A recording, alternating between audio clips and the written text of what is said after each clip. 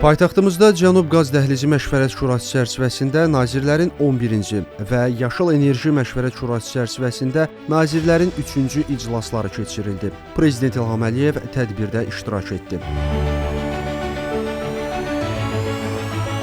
Azerbaijan is a reliable partner in the field of energy and a pan-European gas supplier. Tədbirə 24 ölkə, 7 beynəlxalq maliyyə institutu və 42 enerji şirkəti qatıldı. İclasda nazirlər, nazir müavinləri və digər yüksək səviyyəli nümayəndələr iştirak etdilər. Tədbirdə mühüm mesajlar verildi, müzakirələr aparıldı, vacib sənədlər imzalandı. Nazirlərin iclasından sonra Azərbaycanın Energetika Naziri və Avropa Komissiyasının Enerji məsələləri üzrə komissarı tərəfindən birgə mətbuat konfransı təşkil olundu. Pərviz Şahbazov bildirdi ki, Azərbaycanın kifayət qədər qaz ehtiyatları var. Hal-hazırda da müxtəlif yataqlarda işlər davam etdirilir. 2021-ci ildən bəri 2024-cü ilə qədər Azərbaycan qaz dəhlizi ilə ixrac olunan qaz həcmlərinin 57% artırılmasına nail olmuşdur. Əlbəttə ki, bu təxminən bir 60%-ə yaxındır. Bu çox böyük nailiyyətdir. Energetika nazirimiz vurğuladı ki, prosesi sürətləndirmək və yeni qaz təchizatının əldə edilməsi üçün Avropa İttifaqı ilə daha çox əməkdaşlığa ehtiyac var. Burada söhbət uzun müddətli kontraktlardan getməlidir. Biz təbii qaz istehsal edirik və boru xətti ilə onu təchiz edirik. Bizim imkanlarımız yoxdur ki, əgər hər hansı bir səbəblərə görə qaz təchizatı baş verməsə, bunu başqa bir yerə yönəldək. Ona görə bu bir xüsusiyyətdir. Bizə uzun müddətli kontraktlar və eyni zamanda əlbəttə ki, Avropa İttifaqından qarantiyalar və mümkün qədər investisiyalar və maliyyələşdirmə lazımdır. Avropanın Rusiya qazından asılılığını tamamilə aradan qaldırmaq istəyirik.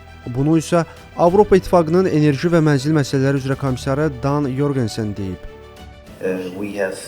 Hazırda Avropanın Rusiya qazından asılılığını tamamilə aradan qaldırmaq istəyirik. Rusiya tərəfindən Ukraynaya qarşı edilən əsassız hücumdan sonra Rusiya qazının idxalını dayandırmağa çalışırıq.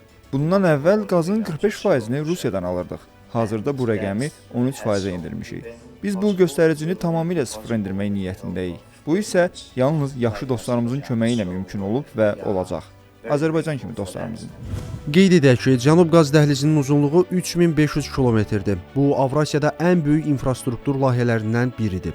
Dəhlizin təməli 1997-ci ildə qoyulub, amma 2003-cü ildə onun iqtisadi cəhətdən səmərəsiz ola biləcəyi ilə bağlı ehtimallar, xarici təzyiqlər və müxtəlif bürokratik maneələr layihənin həyata keçirilməsini çətinləşdirdi. 2013-cü ildə isə Prezident İlham Əliyev Cənub Qaz Dəhlizinin 4 layihəsinin genişləndirilməsi ilə bağlı sərəncam imzaladı. Bundan sonra Azərbaycan qazının Avropaya çatdırılmasına başlanıldı. Nəyə görə 2013-cü ildən? Məhz 2013-cü ildə Azərbaycan Şahdəniz konsorsiumun tərəfdaşları və Avropadakı və o cümlədən Türkiyədəki tərəfdaşları ilə alqı-satqı müqaviləsi imzalaya bildi. Və ondan sonra bu müqavilənin icrası başladı və icrası fiziki olaraq boru kəmərinin tikintisi 2015-ci ilə təsadüf edir. Həmin ildə isə Cənub Qaz Dəhlizi Məşvərət Şurası platforması gündəmə gəldi. Layihə iştirakçıları bir araya gələrək görülən işlərə nəzər salır, qarşıda duran məsələləri müzakirə edirlər. Bəs Cənub Qaz Dəhlizi Azərbaycana nələr verdi? Bu barədə də Neft Araşdırmaları Mərkəzinin rəhbəri İlham Şaban Asan TV-yə danışdı. Əgər bu olmasaydı, biz indiyənə qədər, necə ki 2007-ci ildən Azərbaycan qaz ixracatçısına çevrildi, biz regionda qazımızı satacaqdıq. Biz böyük bazarlara çıxış əldə etməyəcəkdik. Biz yenə də Şahdəniz 1 işləyəcəkdik. Bizim Şahdəniz 2-miz olmayacaqdı və o cümlədən də Abşeron bəlkə də ümumiyyətlə onun işlənməsi başlanmamışdı. Bu baxımdan Cənub Qaz Dəhlizi bizim böyük qazımızın hansı ki yerin 7000 metr dərinliyində yatır, onun kapitala çevrilməsi yönümündə böyük bir uğurdur. Cənub Qaz Dəhlizi uğur hekayəsi də adlandırılır. Bu layihə enerji təhlükəsizliyi və əməkdaşlıq baxımından böyük əhəmiyyət daşıyır.